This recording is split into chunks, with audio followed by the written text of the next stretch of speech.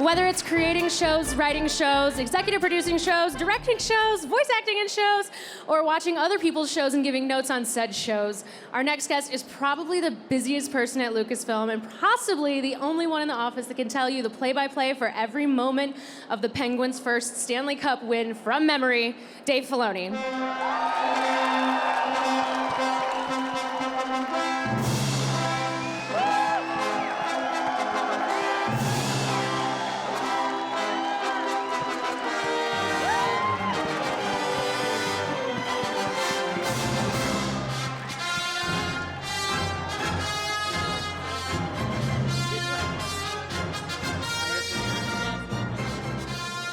What's up, Dave? This is cool. I'm glad that we have like sanctioned time to speak because I haven't seen you in months. I never see you anymore. I know, We're it's both crazy. so busy. It's crazy. Yeah. What's it like being the busiest person at Lucasfilm? I think we're all busy at Lucasfilm. There's so much stuff we're doing, but it's all very exciting. Yeah. I'm glad for it, but you know, my life is definitely busier now than it's been in a while, which is good, and we'll see a lot of that tomorrow. Yeah, it's really exciting. You have a really Mm-hmm. big day tomorrow. I do. The Clone Wars panel, Mandalorian. Yeah. I mean, It'll be fun.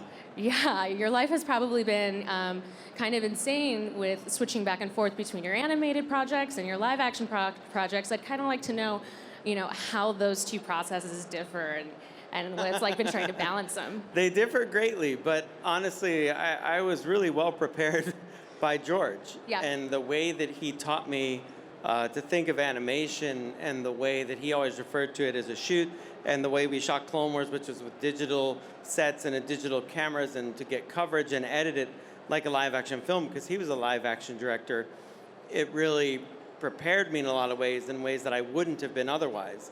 But, I mean, the biggest bonus, too, is I get to work with Jon Favreau. And Jon is so knowledgeable, yeah, for Jon. And he's been another great mentor to me and showed me a lot of the ropes. And honestly, he and I are just having a really great time working on Star Wars. Yeah, you guys seem to be, somewhat kindred spirits creatively. So tell me what it's like, collaborating with him again. It's fun. I mean, most of Star Wars is getting together with somebody else that likes Star Wars, and you talk about, we like these things about Star Wars, and then we put them in a show. And it seems really kind of selfish because you're like, well, these are things I like. But luckily, it turns out a lot of people like the same stuff about Star Wars. And I think you just have to keep it fun and be honest about what you like. And then I, of course, bring a lot of what George taught me to the table and try to make sure that that follows through. And but it's been really fun. I mean, next year will be 15 years I've worked for Lucasfilm, and I'm still enjoying it every day. It's funny, getting to know all kinds of people inside Lucasfilm and hearing how long they've been with the company. And that kind of investment and that kind of longevity is something that I don't think you see very often.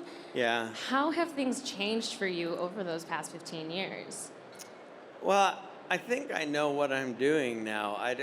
In the beginning, I wasn't so sure. I mean, it just changed a lot. I mean, I've gone from being one of the really newer, younger people there, but there are people who have worked with Lucasfilm 40 years, 30 years, and I've tried to tap all of them for knowledge, be it Bill George, John Goodson, John Knoll. The list is long of people that have contributed to Star Wars over the years, and I tried to use everybody there as a resource. So I think now, people at Lucasfilm and ILM know more of what I do and what I can offer as a storyteller. And so now I'm working with different groups, not just the animation groups. So I work more company-wide than I have before, which is fun. Yeah, that's amazing. I mean, it's amazing how, animation has gotten such a prominent place, not only just in Star Wars, but in just, the media mix in general. You just came off of your Rebels Remembered panel a little while ago, and Rebels was such an important part of my time at Lucasfilm, and such an important,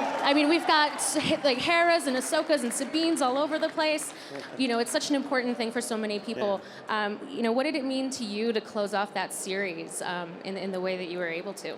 It was fantastic. Getting to tell the complete story of Star Wars Rebels from start to finish, really controlling that narrative, bringing characters to a proper conclusion, testing a lot of things that I'd learned over years and, putting them to effect was really fun and gratifying. And you hope that you tell a story that resonates with fans and just people generally in their lives. And I think from today that we could have a panel that really wasn't showing any new content, but it's just about saying, hey, we all liked this, we all enjoyed it, let's get together and talk about it, because normally I can't talk about anything. Right. So it's fun to be in a panel where I can talk about something, unlike Clone Wars Tomorrow, where I'll barely Right, say yeah, all that anything. caginess Yeah. is reserved for tomorrow. So Yeah. let's talk about bringing back the Clone Wars. I mean, it's obviously such an amazing thing for so many fans out here.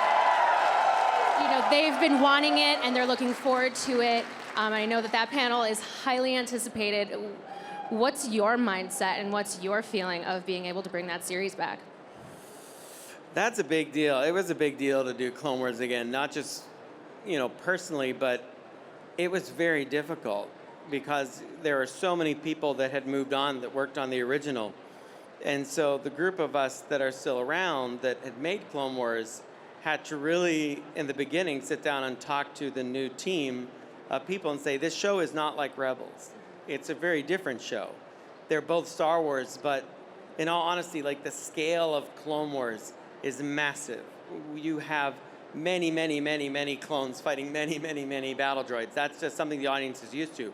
And I wasn't going to do it again unless we could do it authentically and the way we used to do it, but also the improvements, some things we learned making Rebels, some things I've learned just being around. And I do think we have achieved that. I'm very excited by what we're doing, and ending it is really important to me. It's not something that I would want to prolong doing. I don't want to do many episodes of it personally, but I want to finish out things that I started. But I think that, let's be honest, one of the main reasons we brought it back is because people wanted to see it. And for that, I'm very grateful.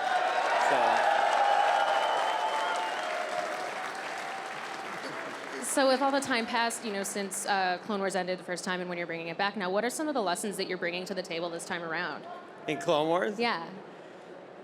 I don't know. I think you just improve and improve. Hopefully in life you just get better at things you do, and you do trial and error. And so I think that there are some things that I did in Rebels that definitely affected some things that I was doing in Clone Wars, and I had to go back in and retool some of the stories, but I think it worked out to its advantage, actually. I just applied a lot of the knowledge I have as a director. I've been applying actually some things to it I learned from John about live action and storytelling, and I've brought that into Clone Wars too. So I'm hoping it's the very best of what we're capable of doing, certainly what I'm capable of doing, and that we end on a bang. We'll see. I hope so. I have nothing but the utmost faith. So let's switch channels here and talk about The Mandalorian a little bit, because that is something that, yeah, right? That's something that has surprised me, because at first I wasn't sure if that was a story that I was going to be super interested in it, but now the more I learn about it, the more I see, I'm like, oh my God, yes, I need this. When you're approaching this story, how has your thought process or your workflow changed? I mean, it's a completely different world, but you're still telling stories, Yeah, it's all Star Wars to me, so Yeah. it's just, I just kind of check where am I in the timeline to make sure I'm dealing with the right elements, and then I work from there. And I have a fantastic collaborator in John, Yeah. And a lot of it is just discussing story with him. So I won't go into detail. We'll save a lot of that for tomorrow and the excitement Yeah. tomorrow. But I'm very excited about it. I've been the reason I got curious about doing live action was because I worked with George, and he would explain it at length, and I got really interested in it. And Kathy knew I was interested in it when she came on board, and I think we found a really good place for me to land to contribute in a meaningful way.